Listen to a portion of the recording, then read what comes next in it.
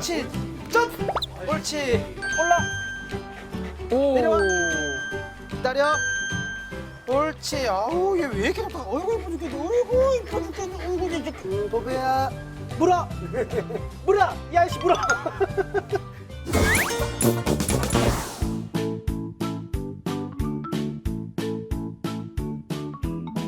대성이 신나는 직업 채우기 대신 뺄. 사실은 뭔지는 잘 모르겠지만 항상 뭔지 몰라요. 맞아요. 네. 저도 뭐 그냥 일단 오라고 하셔서 왔는데 두 분 혹시 네네네. 반려견이나 반려묘 키우시나요? 아 오늘 강아지구나. 안 키웁니다. 좋아하세요? 좋아는 하죠. 그게 솔직히 말하고 싶은 게 좋아는 하는데 강아지를 한번 키워볼까라는 생각도 한 적이 있어요. 근데 하지만 제가 또 1인가 보다 보니까 혼자서 외롭다고 키우면 강아지한테 너무 좀 강아지를 외롭게 하는 게 아닌가 싶어가지고. 그렇죠. 만약에 우리가 예. 출근하고 그러면 그렇지, 혼자 그렇지. 남겨줘야 되니까 예. 굉장히 중요하죠. 그래가지고 강아지를 안 키웠거든요. 근데 좋아는 합니다. 네, 반려동물이 1,000만 마리를 돌파했다고 해요. 그러니까 우리나라 인구가 5천만인데 그러면 네. 5명 중에 1명꼴로 반려동물과 함께 생활을 하는 거잖아요. 오, 특히나 진짜 많이 키우신다. 반려동물 시장이 3조 원에 육박한다고 하고 특히나 되게 많이 지금 활성화되고 진짜. 크고 있는 시장입니다. 샴푸 같은 것도 보면요. 제가 탈모 샴푸를 쓰는데 탈모 샴푸보다 애견 샴푸가 비싸. 맞아요. 그리고 진짜로. 요즘에는 또 반려동물 식품 이런 것도 굉장히 또 이슈가 돼서 간식이나 이런 것도 그냥 안 먹이고 유기농으로 만든 거. 근데 그러니까 이만큼 이제 반려동물 산업이 되게 큰데 그러면 그 중에서 어떤 겁니까? 오늘 체험할 직업은 반려견 훈련사 체험. 훈련소. 앉아. 안 돼. 아, 사실은 이거. 반려동물 했을 때 저는 솔직히 약간 사료 이런 얘기 했잖아. 사료 농장이라든지 그런 걸 생각했는데 아니 근데 오늘 복장 자체가 네. 너무 잘 어울리세요. 이거 훈련하는 데 있어서 최적화된 복장 아닙니까 이거? 저 벗을 거예요. 아니, 이거 입으셔야 돼요.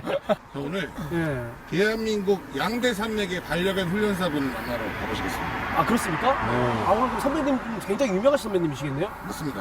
아 그럼 진짜 좀 기대가 됩니다. 선배님을 믿고 그러면 한번 좀 가보면 좋을 것 도전해보도록 하겠습니다. 오늘 반려견 훈련사 체험 시작합니다.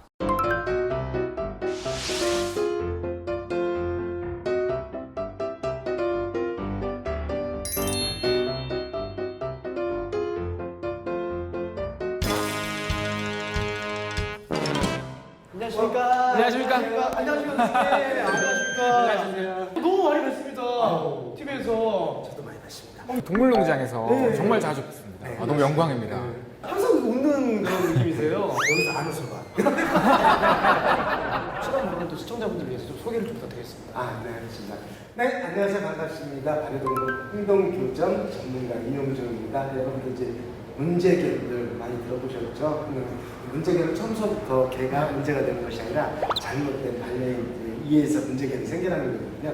이것을 올바르게 케어하고 올바르게 소통할 수 있도록 만들어주는 가능한 것입니다. 행동 교정 뭐 길게 얘기하셔가지고 훈련사가 아닙니까? 그럼 훈련사. 이제 보통 네. 이제 저희들 반려동물 이 영역에 또 네네네. 직함들 굉장히 많아요. 이제 저희는 일반적으로 동물 훈련사라고 하거든요. 네네네. 애견 훈련사라고 가장 많이 하고, 그다음에 반려동물 행동 분석 전문가 분야별로는 우리 뭐 동물 매개 치료사도 있고요. 그다음에 뭐 프로 핸들러도 있고, 이 영역에도 훈련사 하나만 있는 것이 아니라 아주 다양합니다. 이것은 아무래도 이제 애견 전문 교육기관이다 보니까 여기는 애견 훈련소로 보시면 되고, 반려동물 애견 훈련사로 보시면 됩니다. 반려동물과 관련해서 그럼 직업이 보통 몇 개 정도로 알려져 있나요? 이 직업군으로 치게 되면 현재 한 60여 가지로 나눌 수가 있고요. 여러분들 요즘 강아지도 유치원 가시죠? 예. 애견 유치원. 아 맞아. 애견 유치원 교사도 있고요. 그다음에 이제 페시터, 개를 케어해주는 페시터 프로그램. 뭐 애견 호텔 뭐 그렇게. 그렇죠. 네, 이렇게도 있고, 또 전문적으로 하시는 분들은 또 이제 경찰견, 탐지견, 구조견 이런 얘기 많이 들어보셨죠? 매개남매견, 네네. 원천견, 그다음에 또 어떤 거 동물매개 치료견, 뭐 이런 것들 다양한 분야가 있고요. 여기에서 또 스포츠적으로 또 활성화시키면 프리스비 원반 던지는 거, 예. 프리스비, 어질리티, 도기 댄스 이런 영역들이 굉장히 방대합니다. 그리고 이제 선배님은 소개를 좀. 안녕하세요. 연남대학교에 재학 중인 권보정입니다. 대학생. 네. 그럼 과가 그러면은 반려동물 반려동물 전공이 있다는 건가요? 그러면? 그렇죠. 지금은 전국적으로 고등학교부터 시작이 돼요. 반려동물 애견 케어과들이 또 생겨나서 이제 고등학교, 그다음에 전문대학. 그래서 고등학교는 전국적으로 지금 한 10개 정도가 될 거예요. 반려동물과가 구성됐고요. 전문대학도 한 15개 정도, 그다음에 4년제 한 10개.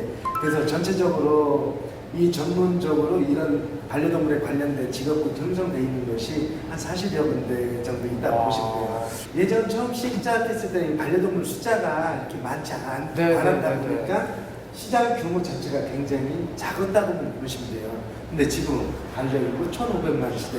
그렇다 보니까 여기에 따른 전문 직업인들이 굉장히 많이 지금 이제 배출이 되고 있고 공부를 하고 있고 또 이 직업을 선택해서 자기가 직업군으로 이렇게 전문적인 이제 교육을 또 받고 있는 거죠.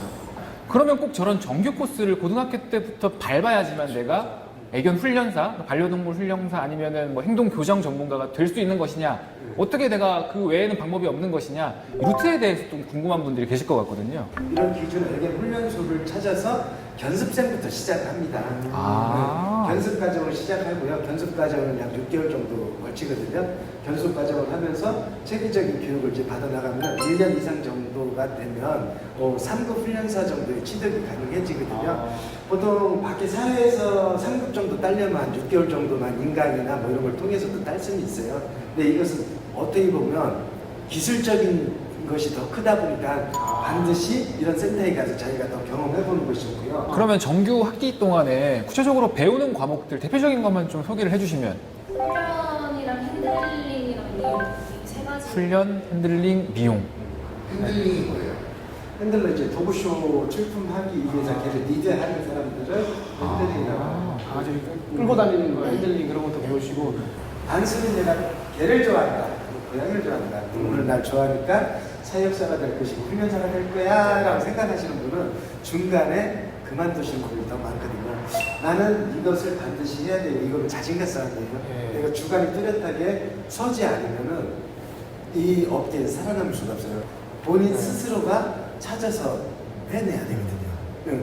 그래서 이제 자신과의 싸움입니다. 자신과 싸움에서 이겼을 때 이런 전문적인 훈련사가 될 수 있고 직업을 사랑해야 된다, 뭘 사랑해야 된다. 그래서 이제 이 직업을 선택해라 그러는데 그럼 어떤 마인드가 가장 중요한 겁니까?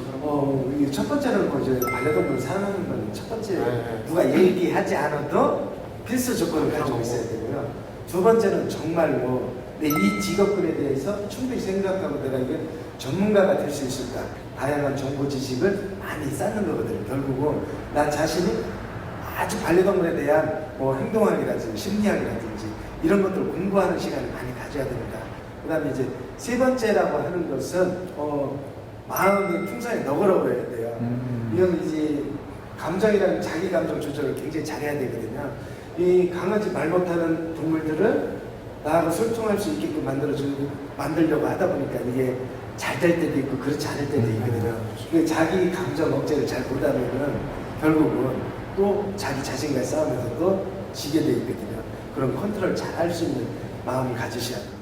사실 제가 강아지를 좋아하긴 하지만 솔직히 좀 무서워하잖아요, 솔직히. 조금 있습니다. 큰 거는 좀 좀 무서워요. 제가 좀 무서워하는 편도 있거든요, 좀 큰 거는. 우리도 이제 훈련사들도 여기 있는 아이들도 교육 들어와 있는 개들 사남개들이 많아요. 예? 입질하는 개들 많고. 예를 들어서 입질하는 개도 우리도 전부 훈련사들도 물릴 정도면 이 아이가 밖에 나가서는 다른 사람 더 물 수가 있잖아요. 모든 개는 뭐다? 언제든지 사람을 물 수가 있어요. 맞아. 우리 게 안 보여 하잖아요, 또 보면은. 그래도 물 수가 있다, 그렇죠. 영역을 지키는 동물이고 보호자를 지키는 습성들이기 때문에 언제든지 물 수가 있거든요. 개가 교육을 받지 못했기 때문에 그런 거고 쟤도 나름대로 스트레스를 받는 거거든요. 사람 보는 것이 좋은 거는 개 입장에서 좋은 것이 아니거든요. 개들도 사람 물고 싶지 않아요. 근데 현실적으로 자기가 그 행동을 해서 했던 것이 스트레스 받고 쌓였던 것이 그 표출됐던 거거든요. 이것을 다른 방법을 통해서 교육을 통해서 사람하고 어우러지는 그런 것들을 이제 교육을 시켜주는 것이 이제 저희들이 해야 될 일들이라고 보시면 되죠. 길에서 막 물렸다 이런 뉴스들을 많이 보잖아요. 그러면 전문가 선생님께서 보시기에는 뭐가 문제인 것 같습니까? 올바른 반려동물 케어 방법에 대한 걸 잘 모르는 경우가 많고요. 교육문화 인식에 대해서 굉장히 부족합니다. 나한테 안 물지 다른 상대방한테는 언제든지 공격적일 수가 있는 거거든요. 그렇기 때문에 우리 개는 언제든지 물 수가 있기 때문에 물지 않게 하기 위해서 미리 내가 교육을 시켜주고 미리 통제를 해줘야 된다는 인식을 가지셔야 되거든요. 그 다음에 애견 훈련소 그러면은 많은 사람들이 이런 얘기도 많이 해요. 문제가 생겼을 때 교육받으러 오는 곳을 알아요. 이것이 아니라 대수변 못 가리기 전에 먼저 올바르게 가릴 수 있도록 교육시켜줘야 되고요. 사람 물기 전에 먼저 교육을 통해서 물지 않게 해줘야 되고 지짐과 공격성을 없게 하기 위해서 먼저 사전 교육을 시켜줘야 돼요. 이 조기 교육이 그만치 중요하고 이 교육이 중요한 게 일단 학교를 졸업하는 거예요. 학교를 졸업하고 사회에 나가라. 그런 학교가 맞잖아요. 일단. 저희도 그랬듯이. 아, 그렇잖아요. 맞잖아요. 그죠? 맞아요. 반려견 시장에서도 조기 교육이 중요하다는 걸 처음 들었습니다. 네. 그럼 저희가 이제 본격적으로 직업을 체험해봐야 될 텐데 네. 아까 저가 이제 그 들었을 때 강아지가 막 싸나운 강아지들 여기서 좀 이렇게 있는데 오늘 오신 여러분이 방문한 이곳은 실내견 교육. 이거야? 에이, 쭉쭉쭉쭉. 너 별성상 안 돼. 네네. 냄새 맡게 하고 이렇게 뭐 그런 거 이렇게. 예. 아, 그러면 오늘은 부담을 좀 내려도 될 것 같아요. 설레요. 신나고 네. 재밌을 것 같아요. 어떤 직업 협의인지 한번 궁금합니다. 한번 그럼 한번 일로 가면 되나요? 네.